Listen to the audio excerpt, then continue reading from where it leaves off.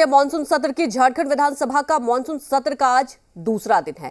सदन में आज हंगामे के आसार है। विधानसभा परिसर में नमाज के लिए कमरा अलॉट करने के विधानसभा अध्यक्ष के आदेश पर विपक्षी दल बीजेपी ने कड़ा रुख अपना रखा है। आशंका है कि बीजेपी इस मामले को आज सदन में भी उठा सकती है और हंगामा हो सकता है। बीजेपी ने सरकार पर तुष्टीकरण की नीति पर चलने का आरोप लगाया। हालांकि विधानसभा अध्यक्ष ने इस मुद्दे पर विचार करने का भरोसा दिया, लेकिन बीजेपी इस मुद्दे को गरमाने का कोई मौका हाथ से नहीं जाने देना चाहती। ऐसे हालत में विधानसभा की 9 सितंबर तक चलने वाली कार्रवाई के बाकी सत्र के दौरान भी हंगामेदार रहने के आसार हैं।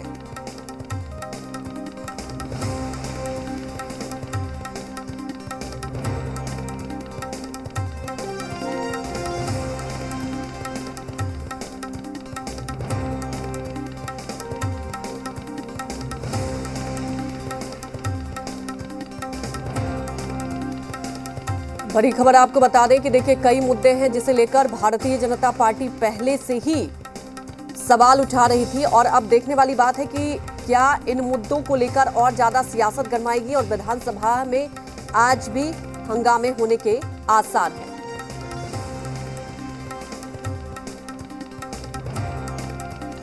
तमाम जानकारी के साथ हमारे साथ रेजिडेंट एडिटर मनीष मेहता जुड़ चुके हैं। मनीष, देखिए हंगामेदार होने के आसार आज भी हैं क्योंकि मुद्दे तमाम हैं और पहले से ऐसी उम्मीद लग रही थी क्योंकि जिस तरह से विपक्ष सरकार को घेरने की तैयारी में थी, अब एक नया मुद्दा आप समझ सकते हैं कि नमाज अदा को लेकर जिस तरह से हुआ है। जानना चाहेंगे अगर आज की बात करें तो क्या आपको लगता है कि किस तरह से हंगामे होंगे?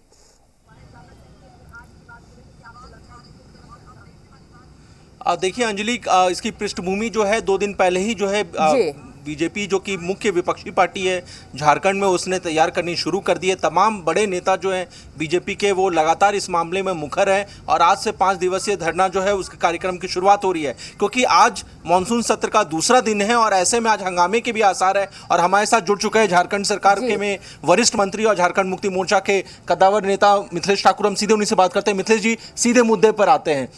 बीजेपी कह रही है कि आखिर ऐसी क्या नौबत आ गई थी कि आप लोगों को नमाज अदा करने के लिए अलग से अलॉटमेंट करना पड़ गया रूम का, और जब आपने अलॉटमेंट किया है तो बाकी धर्म के लोगों के लिए भी जो है अलॉट करिए। देखिए, मैं सबसे पहले ये कहना चाहूँगा कि बीजेपी के लोग मुद्दा विहीन हो गए हैं। इनके पास कोई मुद्दा नहीं रह गया है क्योंकि हमारी सरकार एक इतना ज़मीनी काम इस ढंग का कर रही है कि इनके पास किसी तरह का कोई सरकार पे उंगली उठाने का कोई शब्द ही नहीं है इनके पास। और ये इस तरह की ओछी राजनीति पर उतर आए हैं।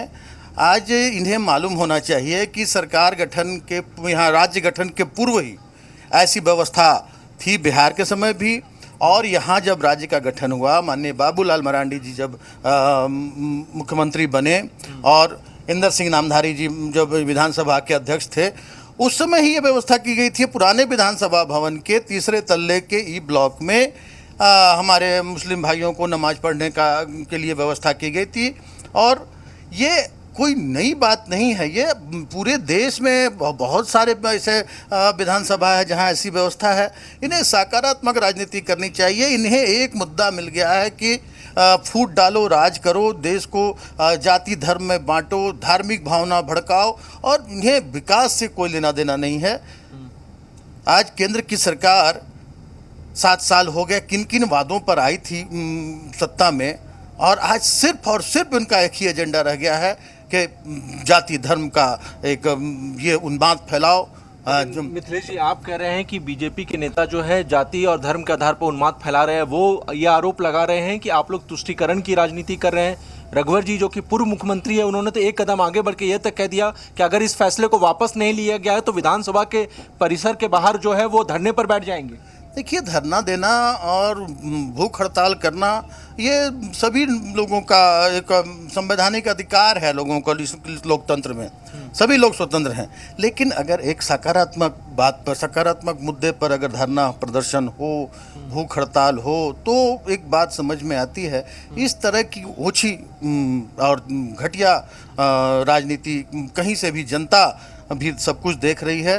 और इनके भी कार्यकाल में जब सिद्धरामैया सुनाओ जी जब अध्यक्ष थे उस समय भी व्यवस्था थी। माननीय सीपी सिंह जी जब विधानसभा अध्यक्ष थे तो उस समय भी इनकी व्यवस्था थी। और सब देखिए, विधानसभा सचिवालय को चलाने की जिम्मेदारी, उसका विशेषाधिकार विधानसभा के अध्यक्ष को होता है और उसमें दखल डालना एक तरह के विशेषाधिकार का हनन माना जा सकता है। और इस मुद्दे पर कहीं से भी अगर ये लोग ला दें ये बात को सामने ला दें कि क्या ऐसी व्यवस्था नहीं थी इनके समय में। हाँ, और आज हमारे यहाँ विधानसभा परिसर में होली भी मनाया जाता है, विश्वकर्मा पूजा भी मनाया जाता है, सरहुल भी मनाया जाता है। अभी सभी की सहमति से सरहुल मनाने के लिए बड़े संख्या में वहाँ मांदर खरीदे गए हैं। जो लोग हमारे लोग यहाँ का लोक पर्व है उसके लिए। तो ये सारी चीज़ों को इस तरह का मुद्दा बनाना और जनता को बरगलाने का काम करना और बांटने का काम करना, ये कहीं से भी एक कहा जाए तो एक स्वच्छ लोकतंत्र का परिचायक नहीं है। हम संविधान के साथ खिलवाड़ कर रहे हैं ऐसे लोग जो इस तरह के मुद्दों को उठाते हैं। एक और सवाल आपसे ये है, क्योंकि हम कुछ ही मिनटों में विधानसभा पहुंच जाएंगे, तो सदन के बाहर तो बीजेपी ने कह दिया कि 5 दिवसीय धरना वो दे रहे हैं, सदन के अंदर भी आप लोगों को घेरने की पूरी तैयारी है, सत्ता पक्ष कितना तैयार है? देखिए, सकारात्मक मुद्दों पर अगर विपक्ष किसी भी तरह की बात उठाए तो सत्ता पक्ष पूरी तरह से उनके एक एक सवालों का जवाब देने को तैयार है। लेकिन ये लोग तो अब आज जो बात ये उठा रहे हैं, इनसे पूछना चाहिए। आपने देखा होगा विगत सत्रों में किस तरह से ये विधानसभा के ये में आकर और वेश में आकर और किस तरह से ये जय श्री राम और का नारा लगाते हैं। उस समय इनसे क्यों नहीं पूछा जाता है कि क्या विधानसभा जय श्री राम का नारा लगाने के लिए? जय श्री राम इनके सिर्फ मुंह में रहता है और हमारे जैसे लोगों का, हम जैसे लोग, हम लोग सेक्युलर लोगों का, हमारी सेक्युलर सोच है और हमारे दिल में राम बसते हैं और हम राम राज्य की कल्पना करते हैं। और ये लोग देश को बांटकर और राज करने की कल्पना करते हैं। तो बिल्कुल आपने सुना अंजलि की राम के नाम पर और जिस तरह से नमाज अदा करने को लेकर कमरा अलॉटमेंट की जो बात है, इसको लेकर घमासान जो है वो झारखंड में विधानसभा के अंदर और विधानसभा के बाहर भी उसको लेकर के प्लॉट जो है, पूरी रणनीति जो है वो तैयार हो चुकी है, विपक्ष की भी और सत्ता पक्ष भी तैयार है। उनका तर्क ये है कि पिछली जो बीजेपी की सरकारें रही हैं उन सरकारों के दौरान भी अलग अलग तरीके से जो है नमाज अदा करने के लिए जो है प्रावधान किए गए थे और इसको लेकर के ये लोग पूरी तैयारी के साथ विधानसभा जा रहे हैं। तो कहा जा सकता है कि आज का दिन बेहद ही महत्वपूर्ण है और देखने वाली बात यह है कि सदन की कार्रवाई जब शुरू होती है उसके बाद क्या क्या होता है, कुछ और आज हंगामे होंगे। लगातार आपसे हम बने रहेंगे, अपने दर्शकों को भी अपडेट देते रहेंगे। फिलहाल हमारे साथ जुड़ने के लिए आपका शुक्रिया। वहीं हमारे सहयोगी अभिषेक भी हमारे साथ जुड़ चुके हैं लाइव। अभिषेक, देखिए, मुद्दा यह है कि कई बार मुद्दों को लेकर चर्चा होती है, बहस होती है, ठीक है, लेकिन कई विधेयक पास होने हैं। इस दरमियान जनता के मुद्दे रह जाते हैं।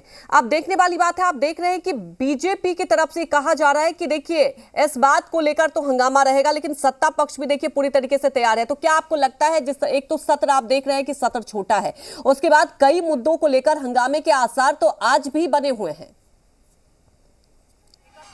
अभिषेक जी बिल्कुल, देखिए कि आज मानसून सत्र का दूसरा दिन है और विधानसभा परिसर में आप देखेंगे कि किस तरह से जो विपक्ष के नेता हैं, जो भारतीय जनता पार्टी के लोग हैं, और किस तरह से विरोध दर्ज कर रहे हैं। और जिस तरह से विधानसभा में देखें तो नमाज पढ़ने के लिए जो कमरा जो आवंटित किया गया था, उसके बाद विरोध का स्वर जो है वो तेज हो चुका है। सत्ता पक्ष हो विपक्ष दोनों जो है इस पर जो है लगातार सवाल उठा रहे हैं। और विपक्ष का कहना है कि अगर नमाज पढ़ने की इजाजत दी जाती है तो यहाँ पर हनुमान चालीसा भी पढ़ा जाना चाहिए। और भजन कीर्तन जो बाहर में कर रहे हैं सभी विधायक हैं और अपनी अपनी विरोध कर रहे हैं। लेकिन हमारे साथ बीजेपी के विधायक हैं अमित मंडल जी, और ये भी देखे कि विधानसभा के बाहर जिस तरह से नमाज पढ़ने की कमरा संख्या आवंटित की गई, इसको रद्द करने को लेकर वो हाथ में बैनर लेकर हैं और खुद हम इनसे जाने के जिस तरह से मुद्दा है क्या कुछ। देखिए, सबसे पहले हम लोग चाहते हैं कि हर धर्म हर जाति का सम्मान हो। इसको लेकर भारतीय जनता पार्टी ने अपना विरोध दर्ज किया है। इससे पहले नमाज पढ़ने के लिए ऑफिशियल तरीके से कभी भी कमरा अलॉट नहीं किया जाता था। आज के डेट में अगर ऐसा हुआ है तो ये तुष्टीकरण की राजनीति है। अब मान लीजिए किसी एक जाति वर्ग को आप कमरा देते हैं तो दूसरे जो बहुसंख्यक है वो भी डिमांड करेंगे, कई अल्पसंख्यक समुदाय जैन वो भी डिमांड करेंगे। तो कहीं ना कहीं हम लोगों को सब चीज को देखते हुए चलना चाहिए और किसी एक जाति विशेष को खुश करने के बाकी जो बहुसंख्यक है उसके धर्म को आहत पहुंचाने का काम सरकार को नहीं करना चाहिए। इसलिए हम लोग ने विरोध दर्ज किया है। आप देखिए कि उर्दू को नियमावली में जोड़ दिया जाता है, हिंदी को हटा दिया जाता है, क्षेत्रीय भाषा को हटा दिया जाता है। तो मुझे लगता है कि सरकार का जो ये रवैया है ये बिल्कुल गलत है और इसका हम लोग पुरजोर विरोध करते हैं। सत्ता पक्ष तो करिए, आप लोग धर्म के नाम पर बांटने का काम कर रहे हैं। देखिए धर्म के नाम पे किसने बांटा? कमरा अलॉट करके हम लोग ने नहीं कहा कि कमरा अलॉट कर दो, हम लोगों ने कोई ऐसा डिमांड नहीं किया। जब आपने ये काम किया उसके बाद हम लोगों ने विरोध दर्ज किया। हम लोगों ने तो ये नहीं कहा कि उर्दू को जोड़ दो और अंगिका को छोड़ दो। तो आपने अंगिका को जब छोड़ा तब हम लोगों ने विरोध दर्ज किया। तो ये विरोध जो है हम लोगों का सरकार की गलत नीतियों को लेके है, ना किसी धर्म विशेष को लेके है। कई पूर्व में ही जो विधानसभा सत्र चल रहे थे उसमें भी कहीं ना कहीं नमाज को लेकर था, लेकिन बिहार में भी देखे तो सरकार है नमाज में अनऑफिशियल तरीके से अलॉट किया जाता था। अब तो इसको ऑफिशियल तरीके से बकायदा लेटर निकाल के अलॉट कर रहे हैं। अब जब मान लीजिए आप लेटर निकाल के अलॉट कर रहे हैं तो फिर हिंदुओं को भी अपनी पूजा पाठ करने की स्वतंत्रता मिलनी चाहिए, जैन को भी मिलनी चाहिए, सरना को भी मिलने चाहिए। तो ये डिमांड तो उठेगा ही। तो आप किसी एक वर्ग को खुश करने के लिए बाकी दूसरों वर्ग का अपमान नहीं कर सकते हैं। तो देखिए अभिषेक, अब विपक्ष तो कमर कस चुकी है और कहना है कि एक वर्ग के लिए आपने कमरा अलॉट कर दिया है तो दूसरे वर्ग के लिए क्या कर रहे हैं। तो इस पर सियासत होते रहिए। अभिषेक बने रहिए हमारे साथ रेजिडेंट एडिटर मनीष मेहता भी जुड़े हुए। मनीष, देखिए जब भी कोई सत्र होता है आप समझ सकते हैं जनता के लिए बहुत महत्वपूर्ण होता है, क्योंकि इसमें विधेयक पास होने होते हैं, जनता के मुद्दों पर चर्चा होती है। लेकिन एक ये नया विवाद छिड़ गया और देखिए आप अभी बात कर भी रहे थे, मंत्री हैं मिथिलेश ठाकुर जी, लेकिन सवाल ये बनता है कि आखिर ऐसी क्या जरूरत पड़ गई विधानसभा की बात की जाए वहां पे अलॉट करना रूम की। क्या लगता है आपको, क्या कुछ उनकी प्रतिक्रिया आई है और इसको हम किस तरह से समझे, इसके मायने भी समझने होंगे मनीष।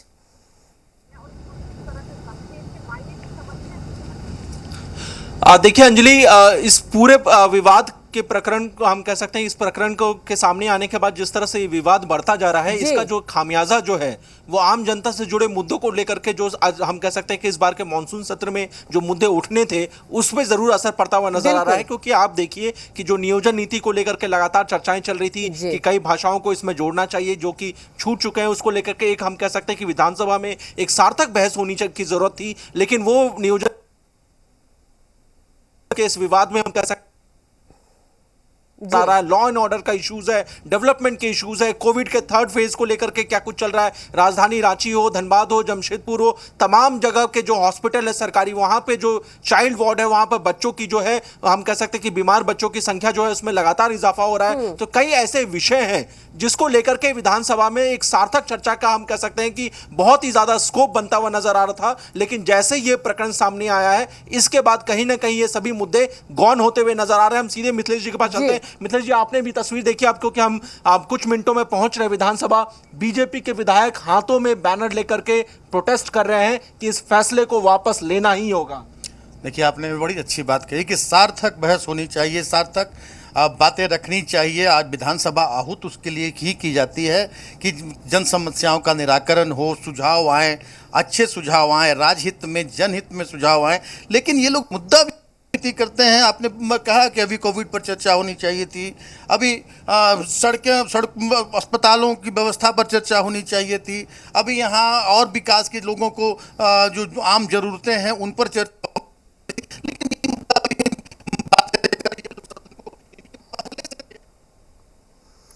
तो वाकई देखिए चर्चा होनी चाहिए। कई ऐसे मुद्दे रहते हैं जो कि जनता से जुड़े हुए होते हैं और वो बहुत महत्वपूर्ण हो जाता है, उस पर चर्चा की जाए। मनीष भी हमारे साथ जुड़े हुए हैं, अभिषेक भी हमारे साथ जुड़े हुए हैं। अभिषेक, आप परिसर के बाहर ही मौजूद हैं, जानना चाहेंगे जिस तरह से भारतीय जनता पार्टी विरोध कर रही है और सीधे कह रही कि देखिए इस फैसले को वापस लेना होगा, तो क्या रुख आप देख रहे हैं वहां पर? अभिषेक जी बिल्कुल प्रीति, देखिए कि मानसून विधानसभा सत्र का दूसरा दिन अगर देखेंगे तो जिस तरह से जो भारतीय जनता पार्टी के जो जितने भी विधायक हैं लगातार आप बेल के बाहर आप देख रहे होंगे कि विरोध प्रदर्शन कर रहे थे और अपनी भजन कीर्तन भी कर रहे हैं। कीर्तन लेके खुद पहुंचे हुए हैं तमाम बीजेपी के विधायक हैं और जो नमाज पढ़ने के लिए जो बात आ रही थी उनको रद्द करने का जो आवंटन किया गया। देखिए यह रणधीर सिंह बीजेपी के विधायक है, किस तरह से कीर्तन लेके पहुंचे हुए हैं और हरे रामा हरे कृष्णा के नारे लगा। हम ही नहीं जानते हैं रणधीर जी, सबसे पहला सवाल की जो नमाज के लिए आवंटित किया गया है इसको लेकर पूरी तरह से आप लोग तैयार हो चुके हैं और विरोध प्रदर्शन भी कर रहे हैं बेल के बाहर। देखिए विधानसभा भवन ये संवैधानिक जगह है राज्य के 3.25 करोड़ जनता के आवाज उठाने की जगह है। और मुस्लिम तुष्टीकरण की राजनीति में यहाँ के स्पीकर महोदय और हेमंत सोरेन जी की सरकार ने सारी हदों को पार करते हुए और विधानसभा भवन के भीतर में नमाज पढ़ने के लिए कमरा आवंटन कर दिया गया। इसका हम लोग पुरजोर विरोध करते हैं। इस रद्द को, ये जो आवंटन किया इसको रद्द करे सरकार, विधानसभा अध्यक्ष, और नहीं तो फिर हम लोग के लिए भी, सनातन हिंदू धर्मावलंबियों के लिए और अन्य धर्मों के लोगों के लिए भी यहाँ पे बड़ा बड़ा हॉल हमें दें, ताकि हमारी संख्या ज्यादा है, ताकि हम भी वहाँ पूजा कर सकें, पाठ कर सकें, तप कर सकें, ध्यान कर सकें, योगा कर सकें, सत्संग कर सकें, भजन कर सकें। लेकिन विपक्ष तो करिए, एक सत्ता पक्ष करिए, आपके पास कोई मुद्दा नहीं है, सिर्फ जनता को दिग्भ्रमित कर रहे हैं। सदन में जनहित के मुद्दों को उठाना चाहिए, कई ऐसे सवाल हैं। इस सदन में जनहित, सदन तो ऐसे चल रही है, जनहित के मुद्दे तो सदन में उठेंगे ही, और हम लोग सदन को घेरने का भी काम करेंगे।